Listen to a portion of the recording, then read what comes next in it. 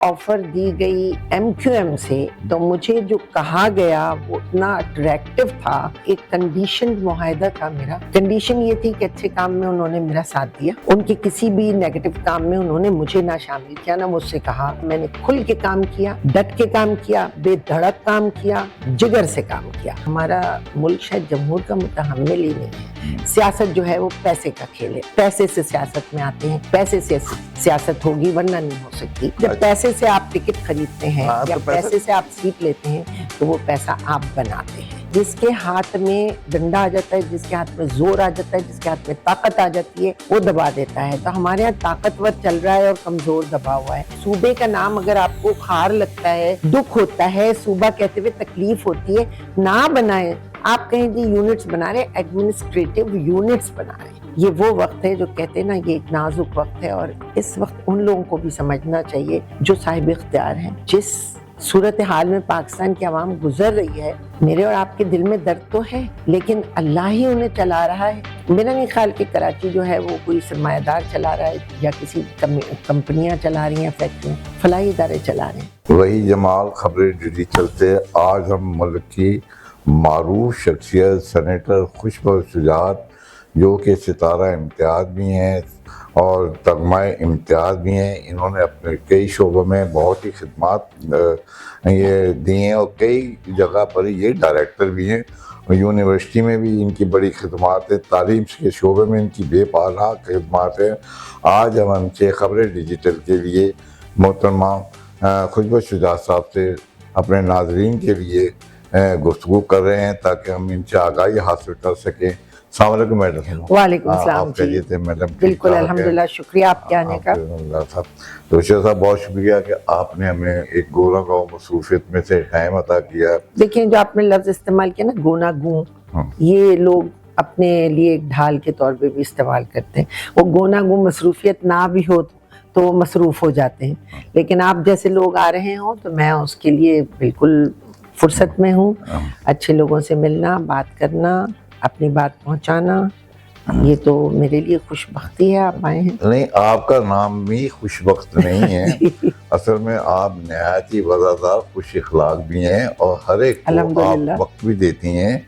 और हमने आपसे हमारी पहली मुलाकात जी बहुत दफा कई मुलाकातें हुई हैं और हमने हमेशा आपसे रहनुमाई हासिल की है। मुझे याद आता है कि ज़िया साहब भी आपसे बड़े मुतासिर थे। ज़िया साहब ने मेरी ड्यूटी लगाई थी कि किसी तरह मैं मैडम को से दरख्वास्त, शाहिद साहब कहते हैं, वरना ज़ियाउल हक समझ लेगा कोई। नहीं, ज़िया शाहिद साहब, नहीं ज़िया शाहिद साहब की बात कर रहा हूँ आपको कि उन्होंने मुझे भेजा भी था खुसूसी तौर पे। बिल्कुल, उनकी करम नवाजी, उन्होंने इस काबिल समझा था।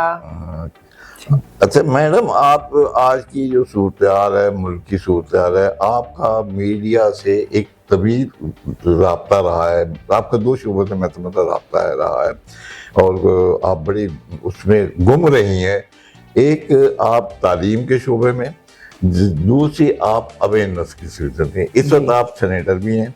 आप जहाँ रही हूँ, मेरा लास्ट मार्च सेनेटर, तो सेनेटर होती हैं, senator is always a senator. लेकिन आप अरकान कौमी असेंबली की मेंबर भी रही। जी बिल्कुल, इलेक्टेड मेंबर रही हैं। कराची के सबसे बड़े हल्के ऐसे ही मेंबर रही हैं और आपका हल्का हबाब माशाल्लाह जो है ना, मैंने जो है ना, ज़ाहिर है कि एक पेशे से मुंसलिक हूँ जहाँ हमारा हर किस्म के लोगों से राब्ता रहता है, निजी सतह पे भी, उसी सतह पे भी, फेडरेशन में भी हमारा जाना चाहता है, जाते हैं। हमारा कुछ बेग साहब से बड़ी शफ़क़तें रहती हैं, मुलाकातें रहती हैं।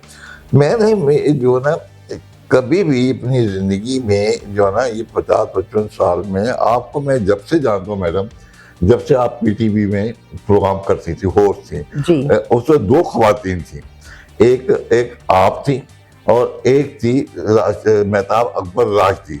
जबकि ज़ियाउल हक के दौर में, मुझे ज़रा थोड़ा सा रहनुमाई करना मेरे नाज़रीन के लिए, ज़ियाउल हक के दौर में मेहताब अकबर राज जी का एक इशू बना था दुपट्टा ना लेने के हवाले से। जी बिल्कुल।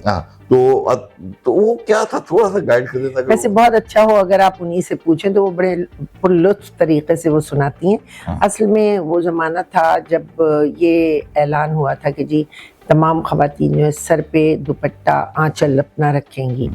अच्छा, मैं ऑलरेडी दुपट्टा ढकती थी सर पे, तो मेरे लिए तो कोई ऐसी अजनबी बात ही नहीं हुई, क्योंकि मैं जिस माहौल से आई थी तो मेरे वालिद का मुझे पीछे ज़रा ख्याल रहता था कि वो कहीं मेरा लिबास कैसा हो, मेरा दुपट्टा कैसा हो, तो मैं बड़ी मोहतात थी। वो हमारे घराने का एक रिवाज था, सर पे दुपट्टा लेना। उस वक्त लड़कियां, जवान बच्चियां होती, तो वो मैं लेती थी। लेकिन जब अनाउंस हो गया बाकायदा कि दुपट्टा लेते हैं, तो उस ज़माने में महताब थी और उन्होंने ये कहा कि भाई मैं क्यों दुपट्टा लूं, क्योंकि मैं नहीं ले रही सर पे दुपट्टा, उनका हक था, उनका वो ज़ाती एक हक था जो उन्होंने इजहार किया।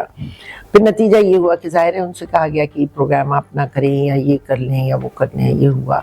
तो वो एक बड़ी दिलचस्प कहानी है, कभी आप उनसे से बात कर लेंगे, बताएंगे आप। अच्छा, मैं जब आप सियासत में आप आई या आपको आपको आई या लाई गई? लाई गई की बात है, आई या लाई गई, लेकिन लाने के दो वजूहात हैं। एक तो लाया जाता है, लाए जाते हैं, एक बंदा मजबूर होता है कि आपकी यार इनकी हमें ज़रूरत है, इनकी हमें कौम को ज़रूरत है, इनसे कुछ हासिल करें, इनसे कुछ लें, ये लोगों को अवेयरनेस दें, लोगों को रहनुमाई करें। दो चीज़ें मुख्तलिफ है ना, एक तो मकासद के लिए लिया जाता है और लोग जाते भी हैं, एक खिदमत के लिए बुलाया जाता है और खिदमत के लिए लोग जाते भी हैं। तो इसमें ये दो चीजें, क्या जज्बा आपका जो था जाने का, वो जज्बा क्या था? देखिए, इसके पीछे सबसे बड़ी बात तो मैं आपसे कहूँगी कि शुजात का जहन था, शुजात का दिमाग था, उनकी ख्वाहिश थी। और वो ये कहते थे कि तुमने अपने बच्चों की तरबियत की है, तुमने तालीमी इदारा खोला है, तुम इतने काम कर रही हो। लेकिन जब मुझे ऑफ़र आई, सही मानों में मुझे 2002 में भी ऑफ़र आई थी, फिर 2003 या 4 के सेनेट में तो मुझे बाकायदा सेनेट का टिकट मिल रहा था। लेकिन मैं अपनी कल्चरल एक्टिविटीज़ में थी और आर्ट्स काउंसिल का इलेक्शन लड़ा था, तो मैंने माजरत कर ली थी, मेरा मिजाज नहीं था। मैं कहती थी मैं पॉलिटिकल दिमाग की नहीं हूँ।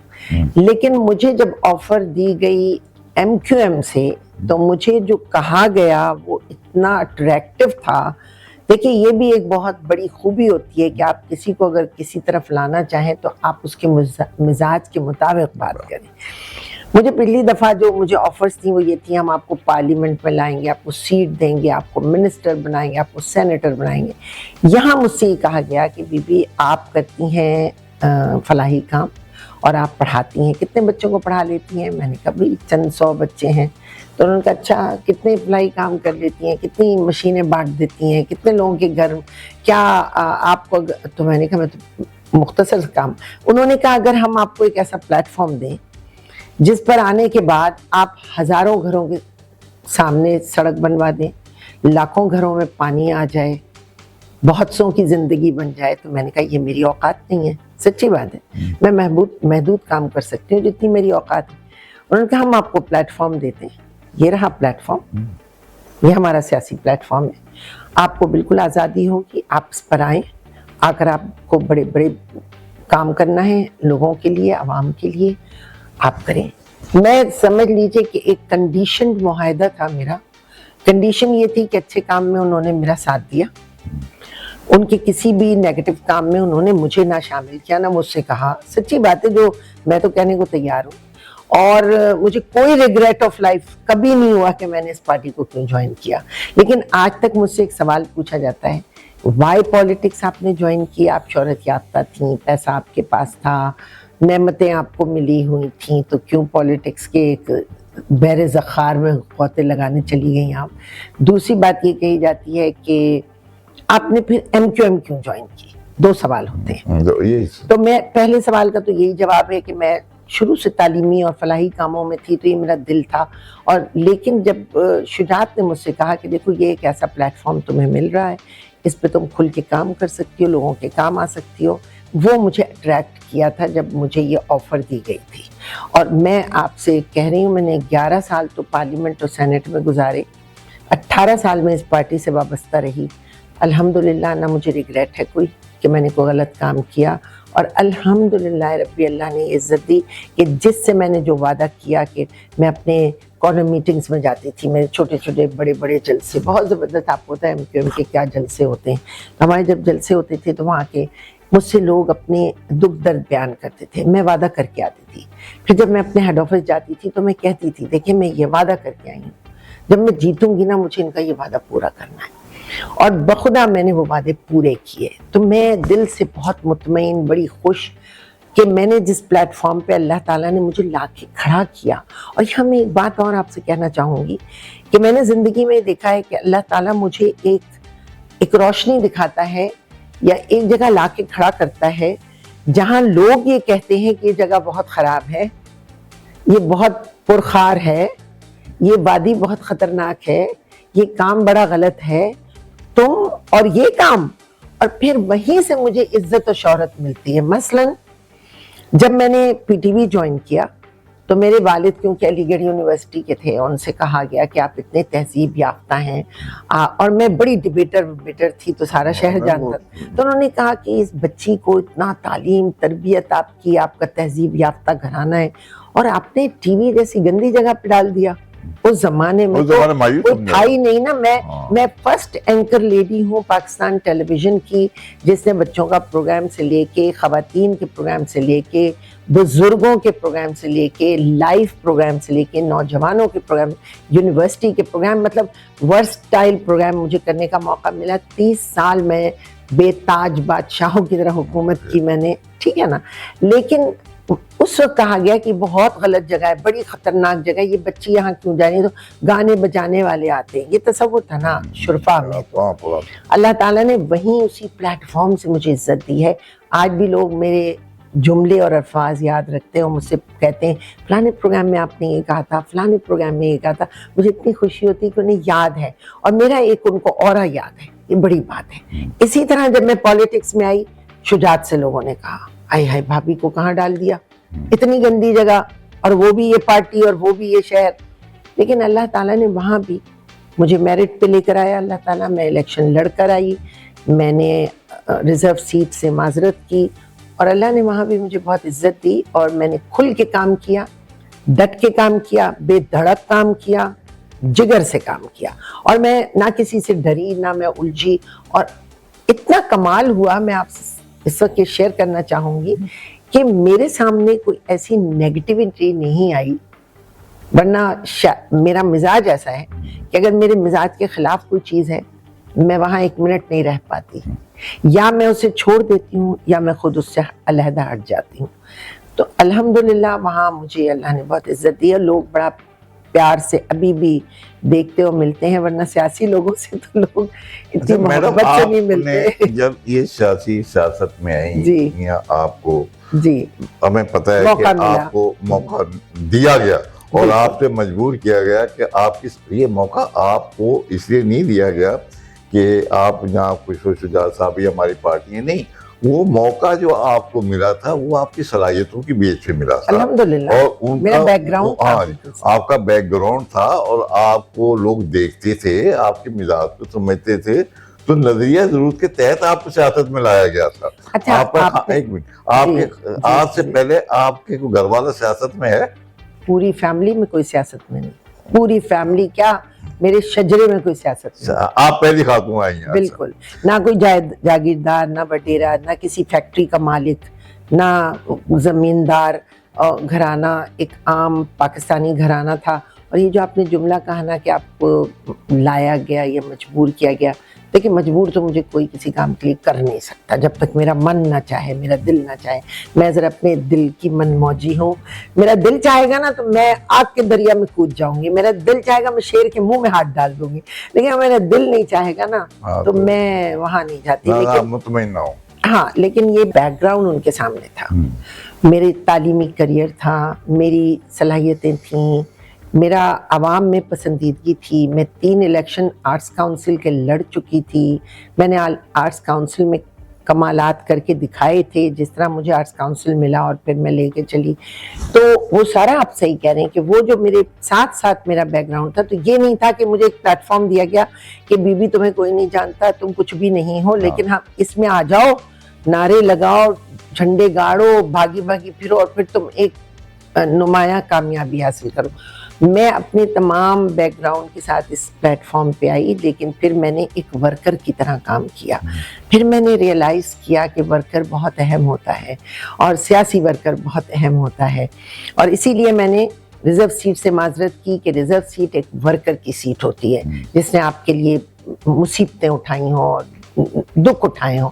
मैंने कहा कि ये सीट बहुत अजीम सीट है, ये नहीं कि कोई ख़राब है, पर मैं नहीं इसे डिज़र्व करती। आप ये अपनी वर्कर को दें और मुझे इलेक्शन का टाइम मौका दे दें। ये भी कहा गया कि अगर आप हार गई, मैंने कहा मैं हार गई तो भी आपसे रिजर्व सीट नहीं लूंगी, ठीक है ना, मुझे एक मौका दें, मैं मेरिट पे आऊं। फिर क्या हुआ कि जो आपके सियासी साथी होते हैं ना, वो फिर आपकी कदर करते हैं, फिर वो आपकी इज्जत करते हैं, फिर पार्टी वाले आपको उस निगाह से देखते हैं कि ये नहीं है कि इनको पक्का पकाया एक हलवा मिल गया और इन्होंने खा लिया, वरना फिर ये होता है कि पैराशूटर कहलाते हैं, फिर ऐसे लोगों की इज्जत नहीं होती। तो अल्लाह का शुक्र है वो एक फैसला, कई फैसले हैं मेरी जिंदगी में, उसमें मुझे लगता है वो एक लम्हा था। आप यकीन कीजिए, एक मिनट भर का मैं फॉर्म भर रही थी और मैं इतनी गैर सियासी थी कि मुझे नहीं पता था कि लाल फॉर्म किस चीज़ का है, हरा लाल पीला क्या है, तो मैं भर रही थी, वो था रिजर्व सीट का फॉर्म। उन्होंने कहा जी वो फॉर्म भरना है आपको, मैं भर रही थी। हैदर अब्बास रिजवी कमरे में दाखिल हुए, बाजी आप ये फॉर्म भर रही हैं? मैं कहा जी, तो हम आपको ज़ाय कर रहे हैं।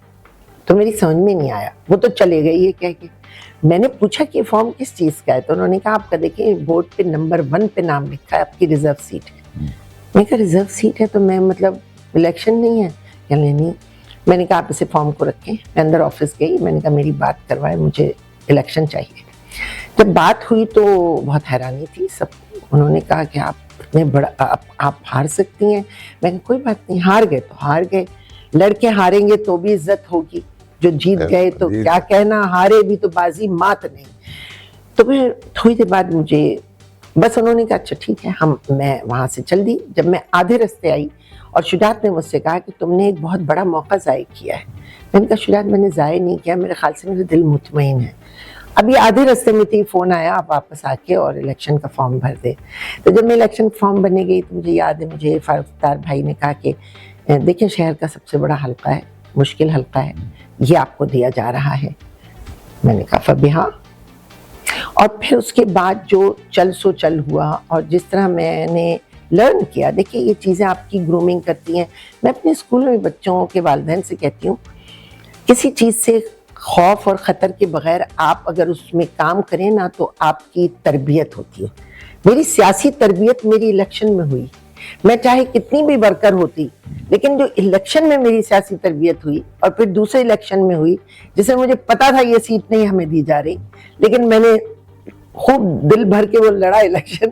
तो मीन्स कि उससे जो हमारे अंदर एक जज्बा आता है, एक हिम्मत आती है, हौसला आता है जीतने का, हारने का। और जीतने के बाद भी मैं आपको बताऊं, इख्तियार बेग साहब मेरे अगेंस्ट थे पहले इलेक्शन में। कौन था? इख्तियार बेग साहब, जो अब MNA है। तो बड़ा धुआंधार 2008 का इलेक्शन और मेरा पहला इलेक्शन, उनका शायद तीसरा इलेक्शन था, वो तीसरे में भी हार गए बेचारे। लेकिन जब मैं इलेक्शन के बाद एक महफिल में बैठे थे और मैं बैठी थी, हम खाना खा रहे थे और हम हंस के बात कर रहे थे, तो एक साहब ने मेरे कान में आके कहा कि खुशबख्त ये तो अजीब ही समा मैं देख रहा हूँ। तो मैंने कहा देखिए वो इलेक्शन का मैदान था ना, बहरहाल कराची में हम सब साथ रहते हैं, भाइयों की तरह है ये मेरे।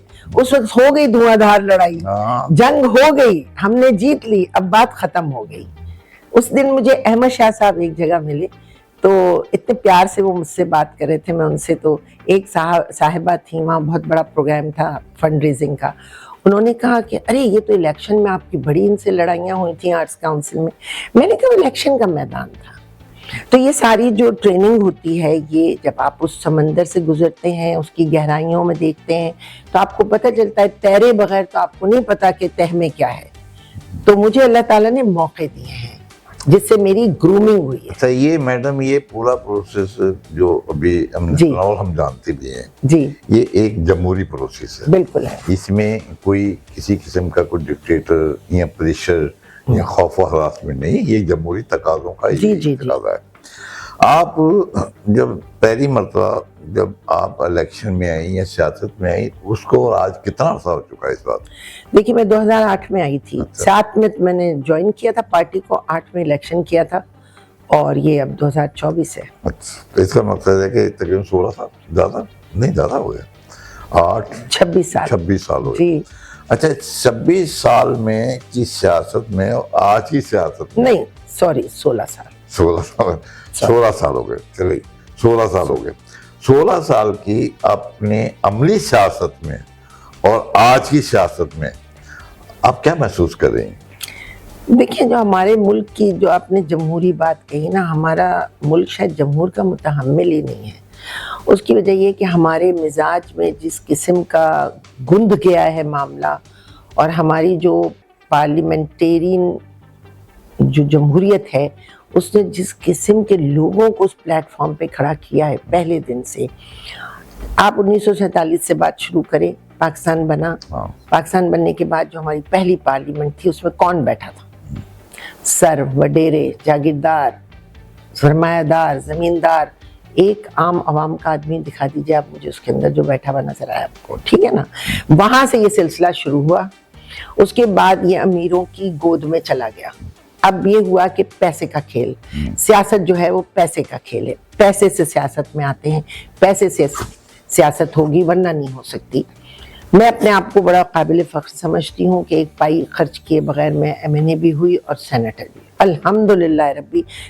نہ میں نے کروڑوں کا کھیل کھیلا، نہ لیا نہ دیا نہ کچھ نہیں، اور اللہ تعالیٰ نے مجھے ایک مقام میڈم آج اس دور میں دیکھیں سیاست جو ہے، جی ہم نے بھی سنا ہے، ہم بھی آج تو بڑی بڑی سلطنتیں جو تھیں وہ زمیں بوس ہو گئیں، آج ان کا نام نہیں ہے، کہیں تاریخ میں ان کا ذکر نہیں ہوتا، لوگ بھول گئے کہ وہ کہاں ہیں، ہے نا؟ تو یہ جو آپ کہہ رہے ہیں نا، یہ دباؤ ایک فطرت کا عمل ہے۔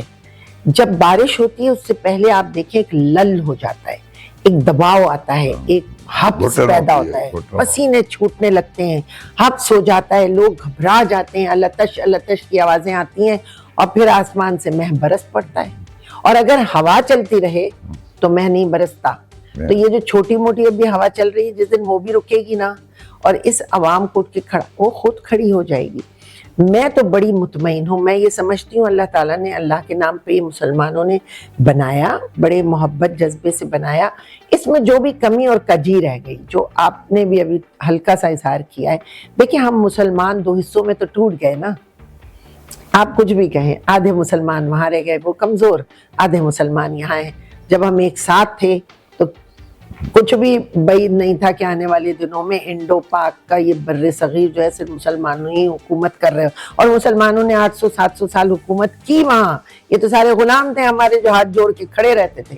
لیکن یہ جو وقت ہے، یہ وہ وقت ہے جو کہتے ہیں نا، یہ ایک نازک وقت ہے، اور اس وقت ان لوگوں کو بھی سمجھنا چاہیے جو صاحب اختیار ہیں، جن کے پاس طاقت ہے، جن کے ہاتھ میں قانون ہے، کیونکہ قانون کی بالادستی جہاں نہیں ہوتی وہاں یہی صورتحال ہوتی ہے جو آپ دیکھ رہے ہیں۔ لوگ اپنے بچے بیچ رہے ہوتے ہیں، اپنی بہنوں اور اپنی بیٹیوں کے لیے اور اپنے بچوں کے لیے کچھ کر نہیں پا رہے ہوتے۔ اس وقت ہم تو یہاں بیٹھ کے بڑے آرام سے بات کر رہے ہیں، لیکن جس صورتحال میں پاکستان کی عوام گزر رہی ہے، میرے اور آپ کے دل میں درد تو ہے، لیکن اللہ ہی انہیں چلا رہا ہے۔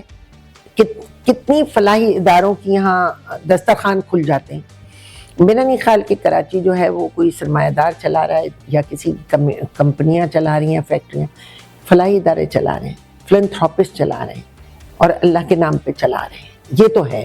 لیکن وقت آئے گا انشاءاللہ، میں تو بڑی پر امید ہوں پاکستان کو یہ عوام ہی اٹھا کے کھڑا کر دیں گے انشاءاللہ۔ میڈم بہت شکریہ، بڑی مہربانی، اور آپ نے ہمیں یہ وقت دیا اور ہم آپ کے بڑے مشکور ہیں۔ بہت شکریہ۔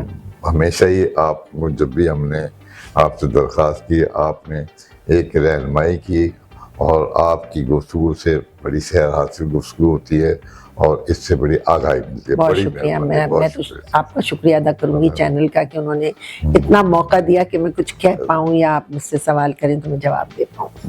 اور پہلے دیکھیں، جتنی تاریخیں دیکھیں، پہلے جو لوگ تھے وہ واقعی جو ہے نا اس پہ عمل بھی کرتے تھے۔ اب کوئی وقت کے ایسے تقاضے ہو گئے ہیں کہ وہ سیاست جو ہے نا اب تجارت بن چکی ہے. جیسے کبھی سرمایہ دار پیسے لگائے گا تو پیسے کمائے گا بھی سرمایہ دار وہاں سے, ایسے ہی ہے نا. جب پیسے سے آپ ٹکٹ خریدتے ہیں یا پیسے سے آپ سیٹ لیتے ہیں تو وہ پیسہ آپ بناتے ہیں. یہ تو بالکل آپ نے صحیح بات کی. اچھا, دوسری بات یہ عرض کروں کہ آپ نے کراچی میں کی ایک اہم شخصیت تھی, آپ تو ملک بھر کی ویسے ماشاءاللہ اہم شخصیت ہے اور شناسہ ہے, اور اس میں دو رائے کسی کی بھی نہیں ہو سکتی. میں اس کو چیلنج بھی کرتا ہوں کہ اس میں دو رائے نہیں ہوں گی. میں آپ سے ایک سوال کرنا چاہتا ہوں کہ یہ جو آپ نے جب سیاست شروع کی تھی اور آپ نے جب سے کراچی کو دیکھا, پی ٹی پی پہلی خاتون رہی ہیں جب پی ٹی پی شروع ہوا تھا کہ آپ پی ٹی پی کے پروگرام میں آئی تھی, تو آپ کراچی سے واپس نہ تھی. جی بالکل, آپ کراچی کسی اور جگہ سے آپ نے اس وقت بھی کراچی دیکھا اور آج بھی آپ کراچی دیکھ رہی ہیں. آج بھی آپ کے سامنے کراچی ہے, جبکہ اربوں روپے کے ہر دور اس یہاں پر کراچی میں ہر حکومت کے میئر رہے ہیں. حکومت سندھ بااختیار لوگوں کے پاس رہی ہے. جی بالکل. لیکن کیا آج کی کراچی کو وہ پرانی کراچی سے کیسے کمپیئر کریں گی اور اس کی وجوہات کیا سمجھتی ہے, کہاں گیپ پڑا ہے؟ یہ ایسا ہی فرق ہے جیسے آپ کے باپ دادا کے زمانے کی کوئی حویلی یا گھر آپ دیکھیں اور پھر آپ اپنے پوتے اور ان کے بچوں کا گھر دیکھیں تو آپ کو بہت بڑا فرق نظر آئے گا. جو اس گھر کی تہذیب, اس گھر کے در و دیوار, اس کی کھڑکیاں دروازے ہوں گے, وہ آپ کے آج 3-4 نسلوں کے بعد وہ نظر نہیں آتے. کراچی کا ایک بہت بڑا المیہ ہے کہ اس کی جو استطاعت ہے یا جتنی یہ فراہم کر سکتی ہے اپنی نعمتیں لوگوں کو, اس سے بہت زیادہ بڑھ کے لوگ یہاں موجود ہیں. جس وقت ہم کہتے ہیں جی کراچی کی سڑکیں دھلا کرتی تھیں, بھائی اس لیے دھلا کرتی تھیں کہ آبادی کتنی تھی یہ بتا دو. 70 لاکھ 80 لاکھ 1 کروڑ 1.5 کروڑ کتنی آبادی تھی؟ اس میں تو کراچی ایک فراخ حصہ تھا. لیکن جیسے جیسے آبادی یہاں بڑھی, غیر مقامی لوگوں نے بہت زیادہ یہاں آنا شروع کیا, ان کو یہاں بسایا جانے لگا, پھر کچی آبادیاں بن گئیں, پھر ایسی غیر قانونی جگہیں بن گئیں تو سارے کام غیر قانونی شروع ہو گئے. میں آپ کو ایک مثال دے دوں. جب مجھے یہ حلقہ ملا تو یہ ڈیفنس کلفٹن بھائی بڑا پوش علاقہ ہے. اچھا, جب میں بیٹھی نقشہ لے کر اپنے ساتھیوں کے ساتھ, پتہ چلا تقریباً 16 کچی آبادیاں, NA 250 ہوتا تھا یہ باجی, اس میں 16 کچیاں بنتی. یہ ہیں, یہ ہمارا ووٹ بینک ہے, یہ ان کا ہے, یہ. اب دیکھیں آپ اور ہم جاتے ہیں دہلی کالونی سے مچھلی خرید لیتے ہیں, دودھ خرید لیتے ہیں, سبزی خرید لیتے ہیں. کبھی اندر جا کے دیکھا ہے؟ میں نے تو نہیں دیکھا تھا. میں تو تھینکفل ہوئی پھر اپنی پارٹی کی, اپنے لیڈر کی, اپنے ساتھیوں کی کہ آپ نے مجھے ایک ایسے حلقے سے انٹروڈیوس کروا دیا جہاں میں باہر سے تو اسے دیکھ رہی تھی, اندر سے نہیں دیکھ رہی تھی. جب میں کچی آبادیوں کے اندر داخل ہوئی تو مجھے پتا چلا یہ وہ گلیاں ہیں جن میں سے جنازہ نہیں گزر سکتا. مجھے لوگ کہتے تھے باجی یہاں سے جنازہ نہیں گزر سکتا, ایمبولنس نہیں آ سکتی, پلنگ کے اوپر بھی ڈال کے کسی مریض کو ہم باہر نہیں لا سکتے. پھر وہاں میں بخدا میں آپ سے سچ کہہ رہی ہوں, یہ میں ایک آدھی مثال دے سکتی ہوں کہ ایک گھر ہے, جیسے میں اندر داخل ہوئی ہوں, دروازہ نہیں ہے, ٹاٹ کا یا کپڑے کا پردہ ہے, میں اندر گئی ہوں, وہ ایک خاتون بیٹھی روٹی پکا رہی ہے, وہیں ان کا سسر کھانس رہا ہے لیٹا ہوا ہے, وہیں بچہ کھیل رہا ہے, اتنا بڑا گٹر کھلا ہوا ہے. دس از کچی آبادی جس کی چھت بھی پکی نہیں ہے, کوئی بھی کود کے آ سکتا ہے, 6 جوان بچیاں وہاں رہ رہی ہیں. سو ہمارے ہاں جو یہ رگو ریشے میں ہمارے غیر قانونی کام شروع ہوئے, پھر ان سے بھتہ لے کے ان کو کنڈا ڈال دیا گیا, پھر بھتہ لے کے وہاں پانی کا کاٹ کے آپ کا ہمارا ہم ٹیکس دے رہے ہیں, ہمارا نل کا کاٹ کے ادھر لگا دیا گیا. ٹھیک ہے, پھر یہاں اتنی ساری میونسپل کمیٹیاں بن گئیں. جب میں یہاں کام کر رہی تھی تو میں کہتی تھی بھائی فلانی سڑک بننا ہے, تو مجھے پتہ چلتا تھا. دیکھیں وہاں سے لے کے جب آپ کریں گی نا بزرٹا لین سے شروع کریں گی تو وہاں سے وہاں تک تو فلانی کمیٹی سے آپ کو اپروول لینا ہے, اس کے بعد پھر دوسری کمیٹی سے لینا ہے, پھر تیسری سے لینا ہے, پھر چوتھی سے لینا ہے. پانی کی لائن ڈالنے کے لیے یہاں تو 4 لوگ جو ہیں وہ کام کر رہے ہیں, پھر ان سب کا آپس میں ٹکراؤ ہوتا ہے. کراچی کسی ایک میونسپل کمیٹی کے اندر نہیں ہے, تو وہ سب آپس میں ٹکرا رہے ہیں. تو یہ جو ٹکراؤ کی سیاست ہو گئی, غیر مقامی لوگ بہت زیادہ, پھر یہاں تعداد لوگوں کی بڑھتے بڑھتے, اب تو لوگ کہتے ہیں کہ مردم شماری جھوٹی ہے, 4.5 کروڑ لوگ ہیں. آپ سوچئے दुनिया के बेशुमार ममालिक हैं जिनकी आबादी हमारी कराची से कम है, ठीक है ना, और हमारी कराची मुल्कों से भी बड़ी है। उसके बावजूद यहाँ जो सिस्टम थे उनको काट दिया गया, जर्राही की गई है, उनको बहुत बेदर्दी से कत्ल किया गया है, लाइनें काट दी गई, पाइप लाइनें तोड़ दी गई। इसका मैडम इस तमाम सिस्टम का जिम्मेदारी किस पे आयद होती है?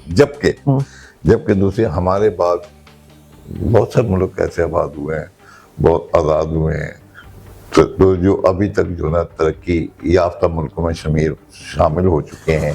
आप अपने पुराने हम साथी मुल्क को देख लें, अपने भाई को देख लें जो आज हमसे जुदा हो गया, आज हमसे किसी भी वजह से जो कुछ भी हालात हुए, अच्छा वो वहाँ जा देखे थे। और दूसरी बात शायद ये बात हम अफगानिस्तान को देख रहे हैं, आज के अफगानिस्तान की जो करेंसी है ना वो हमसे कहीं बेहतर है। वहाँ लोग सरमायाकारी कर रहे हैं, लोग हमारे यहाँ आने से अवॉइड कर रहे हैं। इसके जिम्मेदार कौन है, इसकी वजूहात कौन है, ये बदएतमादी की फिजा कहाँ है? मैं हूँ और आप हैं जिम्मेदार, हम सब हैं। मैं ये नहीं कह सकती कि फलां, आप नहीं कह सकते फलां। देखिए, जिसके हाथ में डंडा आ जाता है, जिसके हाथ में जोर आ जाता है, जिसके हाथ में ताकत आ जाती है, वो दबा देता है। तो हमारे यहाँ ताकतवर चल रहा है और कमजोर दबा हुआ है।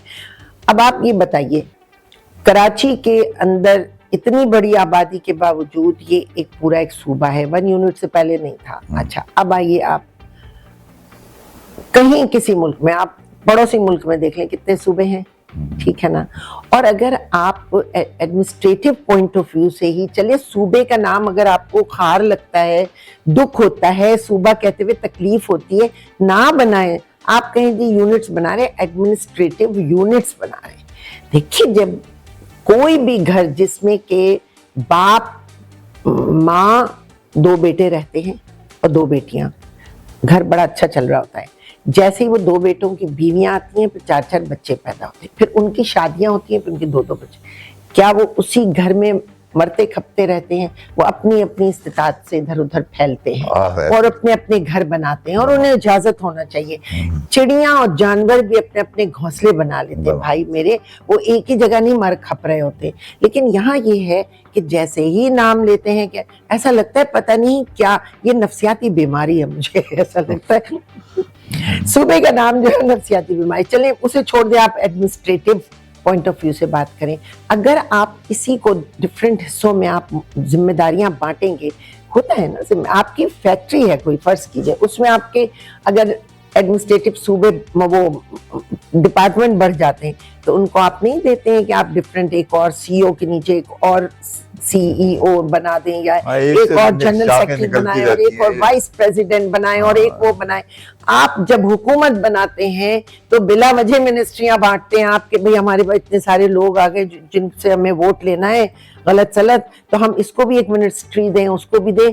ऐसी ऐसी बस मैं क्या बताऊं, चूं चूं का मुरब्बा मिनिस्ट्रियां, जिसके हाथ में कुछ नहीं काम, लेकिन ओहदा दे देते हैं। तो जब ये हो सकता है तो आपका शहर जो इतना प्यारा शहर अच्छा है, मैडम, अच्छा शहर। ये बात, एक और सवाल आपसे करूं, ये जो 8 फरवरी को जो इलेक्शन हुए हैं जी, जो ये सिलसिले चल रहे हैं 45-47 के, और फिर इसके बाद आइन में तरमीम भी हो रही है, तरामीम भी हो रही है। अच्छा, इन तरामीम में आप देखें, वो प्रैक्टिस एंड प्रोसीजर बिल का जो पास किया गया, उसमें तमाम जो इस्तिफादा हासिल किया है वो शुरफाने सियासतदानों ने किया है, और किसी आइन का, किसी तरमीम का